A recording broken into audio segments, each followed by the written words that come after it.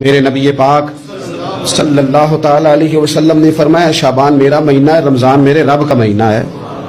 اتنی برکتوں والا مہینہ، اتنی شانوں والا مہینہ ماہ رمضان، آپ نے کچھ باتوں کا بڑا ہی خیال رکھنا ہے۔ ایک تو آپ نے کوشش کرنی ہے نمازیں ذوق کے ساتھ پڑھی جائیں، یعنی ایک ہے کہ اوہو ٹانگیں نہیں اٹھ رہی اب تراویح کا ٹائم، نہ اس میں کجی ہے، اس میں تھوڑا سا نا ذوق کی کمزوری ہے۔ اٹھنا ہے تو شوق سے اٹھنا ہے، بھاگ کے اٹھنا ہے۔ ذوق کی کمزوری ہے، اٹھنا ہے تو شوق سے اٹھنا ہے، بھاگ کے اٹھنا ہے۔ آپ نے مسجد کے ساتھ دلچسپی پیدا کرنی ہے، کوشش کرنی ہے مسجد کی صفائی بھی رمضان میں ہمارے ہی سے ہی آئے۔